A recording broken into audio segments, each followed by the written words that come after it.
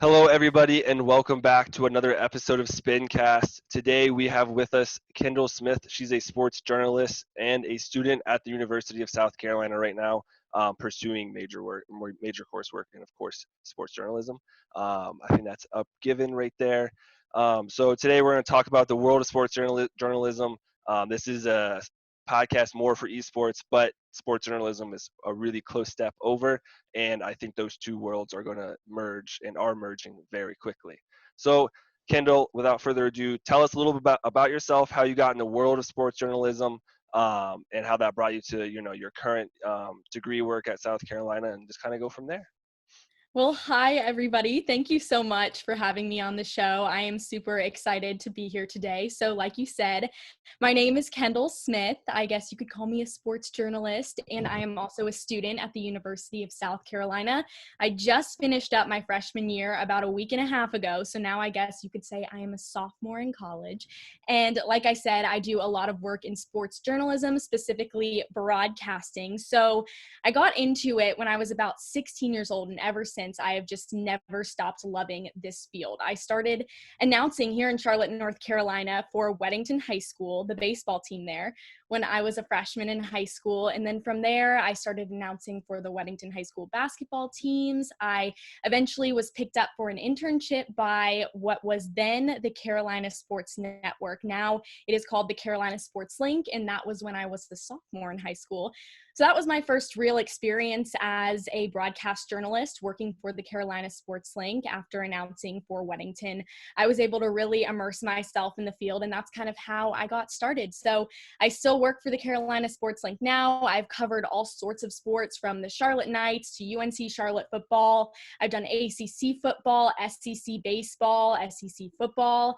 I have done things with collegiate wood bat series here in Charlotte, North Carolina, or even doing the Belk college kickoff, which was last August here at Bank of America Stadium in Charlotte, or the Belk Bowl, which was also in Charlotte. So those are some of the things I've covered throughout my career. I'm 19 years old. I started just 3 years ago at 16. So it has been incredible doing work for all of those teams, working for the Carolina Sports Link. Now I do work at SGTV at the University of South Carolina, where I cover news, and I also cover our athletics at USC. So that's kind of what I'm up to. It's been super fun, and I have loved every second of it and just involving myself in this amazing industry. Awesome. That's absolutely incredible. You can just, I can personally just hear that passion once you start talking about journalism and everything you've done. It sounds like if it's in Charlotte, you've done it at some degree.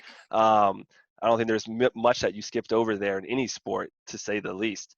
So kind of diving deeper into it. For those that aren't as accustomed to journalism, there's a lot of behind the scenes work, right? I'm sure you do a lot of research, you do your homework for sure, into that production studio and all that kind of great things. So kind of take us through like the day to day of being a sports journalism.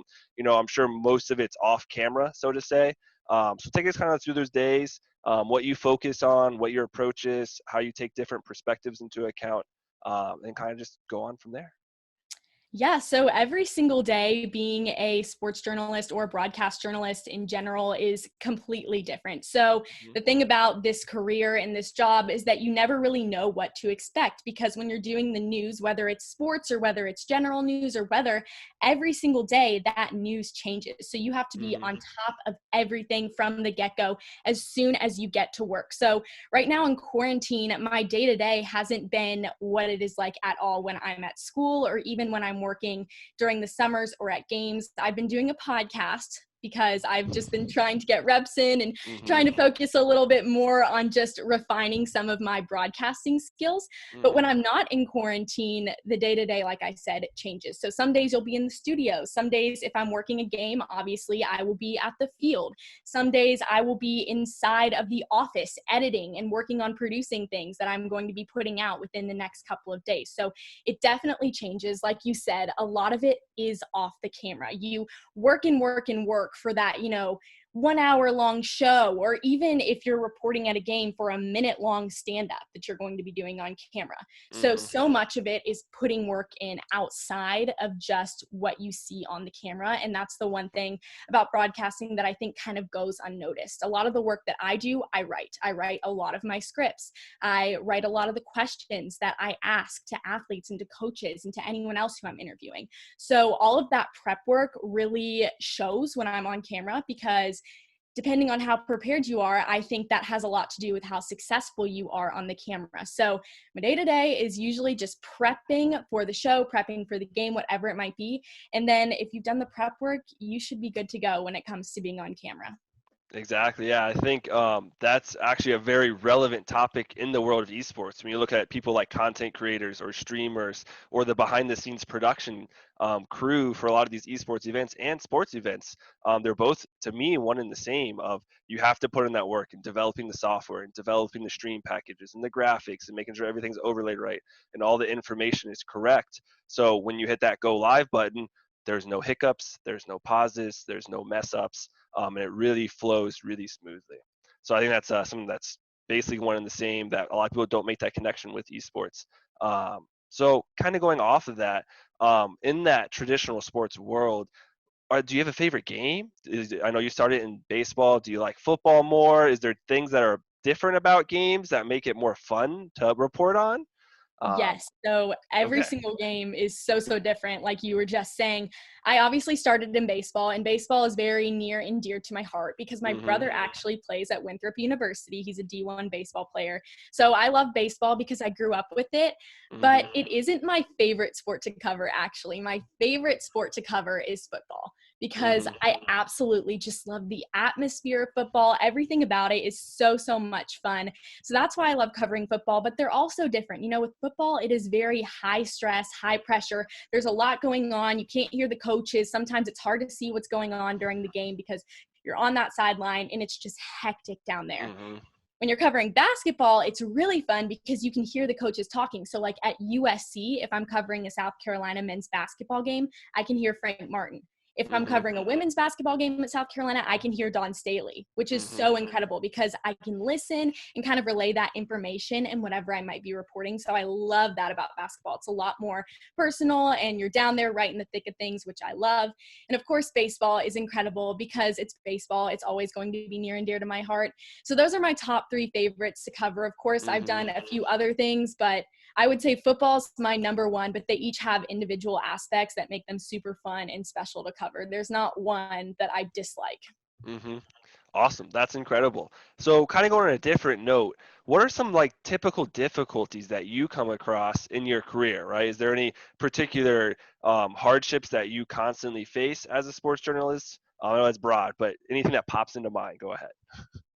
I would say personally for me, there is one hardship that I always deal with, and this is just kind of an internal thing. It's not really based off of external factors, but something that I always deal with is just staying true to myself. So Mhm. I feel like a lot of aspiring journalists see people on TV like, you know, Scott Van Pelt or Aaron Andrews or Carissa Mhm. Thompson or whoever it might be. And they want to base their look, they want to base their appearance, they want to base how they broadcast off of these people, which is incredible because obviously they're amazing broadcasters, Mhm. right? You want to have these role models. But something that I run into all the time is maybe trying to mimic them a little too much. And I have Mhm. to remember, like, there's already an Aaron Andrews out there. There's already a Carissa Thompson. It's Mhm. already a Sage Steele, but there's not a Kendall Smith. And that Mhm. goes for every single aspiring broadcaster, I think, in any career, really. Like, Mhm. I think staying true to yourself is something that everyone should do no matter what walk of life you're deciding to take, because it's really important to make sure that you're shining through your personality, who you are, because that's what makes you unique and special. So that's something that I run into every so often. I find that I'm trying to be a little bit too much like these other reporters instead of being myself. So that's what I Mhm. try to fix, and that's a little bit of an issue that I have. Yeah, I think that's even a prevalent issue beyond sports journalism, right? I think almost in anything, I think that's even more highlighted in esports as well, as they looked at the pros, right, or the best content creators. I know even in traditional sports, when I grew up, I looked up to Derek Jeter, right? I want to be exactly Right. like Derek Jeter. I want to hit like him. I want to throw like him. I want to be a shortstop. I want to make these clutch plays all the time. but it's like, no, stick to your game, right? Whatever that may be, sports journalist, a doctor, a surgeon, a lawyer, doesn't matter. Be Mhm. you. Develop yourself from within. Obviously, having role models, they're role models for a reason, right? They probably doing something pretty good somewhere out there. So yeah, kind of just developing yourself and going from there. I think that's excellent advice for anybody, especially younger high school students, which you were not so long ago. Yeah, I wasn't there, Um, or I was yeah, there not yeah, so long ago. exactly. So So it's definitely, I think you're ahead of the curve there in that fashion for sure. So kind of looking at that persona type say, how important is social media in relation to that? As this world becomes more of a social media world, which it already is, but now it's almost becoming 100%, especially right now with the coronavirus and the situation with that. How important is it to not only keep up to date on social media but portray yourself in the right way, because once you press send, it's out there forever. So speak to that, how you keep that in the back of your mind, and maybe even give some advice for those younger students watching this or listening to this, and how they can tweak themselves, so to say, or portray themselves in a better light on social media. So this has been something that has been drilled into my head for years and years, and that is maintaining a positive, admirable social media presence, which can be hard, right? Because I'll get on Hmm. Twitter sometimes and I'll see a political tweet that I completely disagree with, and Hmm. I want to tweet back to that person and say, you're totally wrong, and a bunch of other things that I Yeah. definitely should not be saying on social media. And Hmm. even, liking certain Instagram posts or liking certain tweets, you can see what tweets people have liked on their profile, right? So I Hmm. think every little thing that you do really does add up. And shockingly enough, people will go back if you get to a certain level in your life, a certain position. They will go back on your social media accounts and see what you have posted, what you have liked. There are people in this world who might be, in a sense, out to get you because they want to, be right on top of you with every little thing you do. And that happens a lot in broadcasting. I've seen it in the past where broadcasters have been busted for things they might have done or liked 10 years ago. So Hmm. I always keep that in my mind. You can all my friends say, Kendall, you are so over the top when it comes to social media. You're always so freaked out. And I'm like, guys, I want to make sure I have a clean presence on social media. I don't want Hmm. anyone to be able to have anything on me. So for me personally, as a sports broadcaster and journalist, I think it is so important, but not just for me. It's important for every single person, regardless of what career you're going into. I mean, if you're in high school, I think that some colleges will look at social media. I had to put my handle on a few applications. If you're an Hmm. athlete, like I said earlier, my brother, he's a D1 baseball player at Winthrop University. They always drill into your mind when you are being recruited. Make sure that your social media is clean. And, even as a reporter, I will look at athletes' social media and I'll see Hmm. what they have out there. So you might be reporting on something that an athlete tweeted or posted on Instagram or whatever. So it's always so important, no matter who you are, no matter what you're doing, to make sure that you're really thinking about what you're posting on social media or what you're liking or tweeting or whatever it might be, because one day it could come back to haunt you if it isn't positive. And don't get me wrong, I have moments in my life where Hmm. I want to so badly say something to someone because I am so Hmm. frustrated with what they said. But I just have to keep it in or maybe vent to a friend about it and not Hmm. post it out there because, like you said, it will be there forever. Exactly, and that's kind of scary. The word "forever" for sure, Yeah. especially because I always say well, people do change, right? Especially when I know Mm-hmm. there was some issues with some of the players that went pro in the NFL in the last couple of years with some tweets that were definitely questionable at the minimum, and they tweeted and they were like 13 or 14, and it's like, wait, we're gonna hold them to Right. the same standard? Like, pretty sure they kind of changed. I mean, I'm not the same person as I was 10, Oh, yeah. 11 years ago. So looking at it in that light, the world does kind of have that overreaction towards it, and that's why you have to overreact it. Like you said, your friends are like, "Why are you Mm-hmm. so bent out of shape out of this?" It's like, well, go look at the news because that's exactly what's happening in the world right now. So yeah, I think that's some great advice for those younger students. So just a couple questions to wrap up real quick. Looking at the future, right? What are some things that you are really excited to see come to fruition? Kind of take the current situation out of perspective because I feel like that's a little unfair sometimes. But what are you excited to get back into? Hopefully, when football comes back this fall, some opportunities you're looking at, whether that's from the journalism side or from the schoolwork side. Just kind of tell us what you're looking forward to. So, like you said, I really hope that football does come back this fall. I mean, it would be so incredible, not only just from a school perspective and what I hope for my experience as a college student, but also for my work perspective, because I am Hmm. down there for so many of the South Carolina games. So, I'm really, really looking forward to that, given that it does come back. And also, like I said earlier, I do cover UNC Charlotte football. So now that I'm in school, that's not an every weekend thing.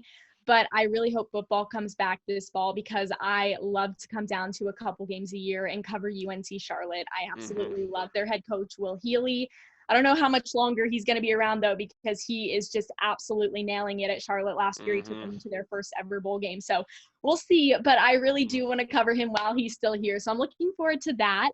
Aside from that, just honestly getting back into the studio. As much as I love field reporting and I love being on the sidelines, I also love being in the studio. So I am just so, so excited to get back in there, to do some more panel discussions. Obviously, just anchoring in general is super fun.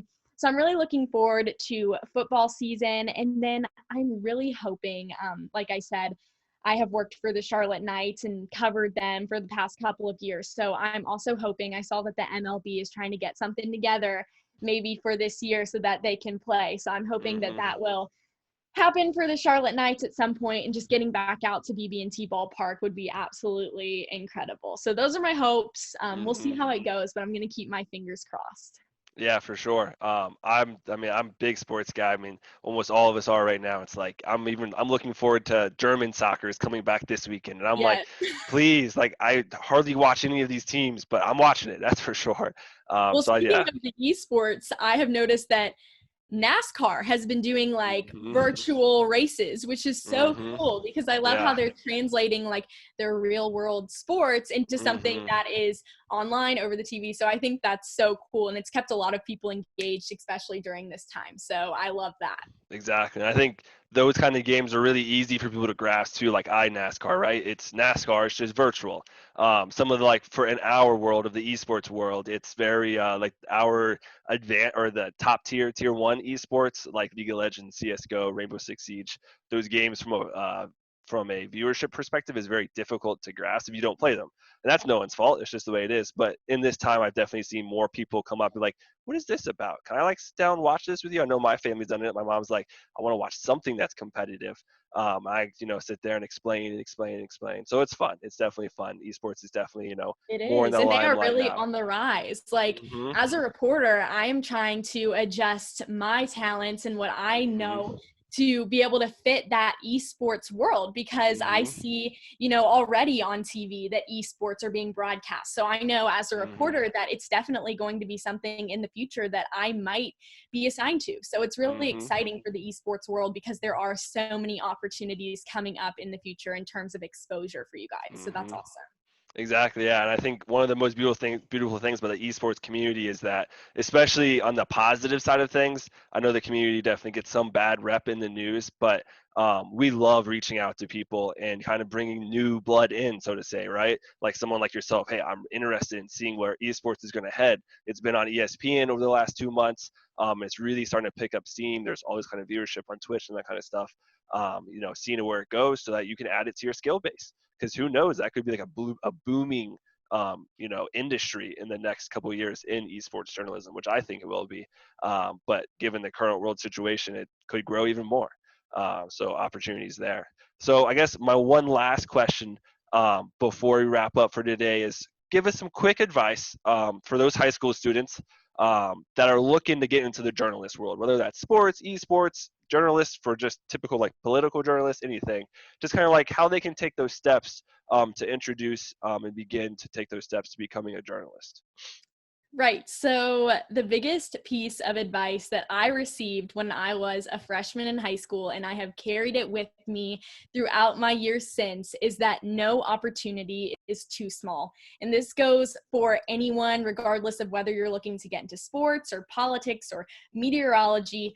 No opportunity is too small. When I first started announcing for Weddington High School baseball, when I was 15 years old and a freshman, there might be 50 people in the crowd when I first started. And that's Mm-hmm. fine because I still got that experience on the mic. I got that experience with talking and people hearing me. So like I said, no experience is too small. You need to take every opportunity that you can, and honestly putting yourself out there. In broadcasting, you're already out there. People are going to know who you are. You're putting yourself out to the public eye. So you need to be comfortable with doing that, asking people for opportunities, asking if you can do this, asking if you can do the smallest little things, whether it be working for your school TV station or announcing a baseball or a basketball game.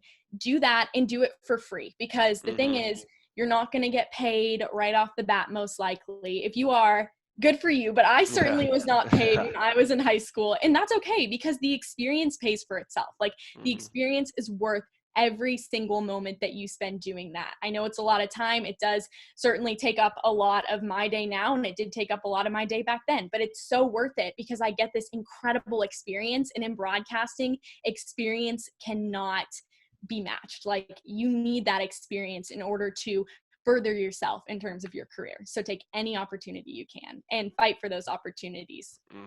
Yeah, for sure. I think taking any opportunity that you can obviously goes a long way. And people think that they might be too good or they want to be paid. It's like, no, start somewhere. Everyone starts somewhere, and but almost everybody starts with that free work. Locally, especially take advantage of it when you're in high school, when you have a support system. You're not living on your own. You don't have that many bills to pay, if any, and just go from there and start your career early. So that is all the time we have for today. Everyone, thank you for listening. Real quick, Kendall, tell us where we can find you, where we can follow you, and keep up to date with all of your great work in the Charlotte and Columbia area now.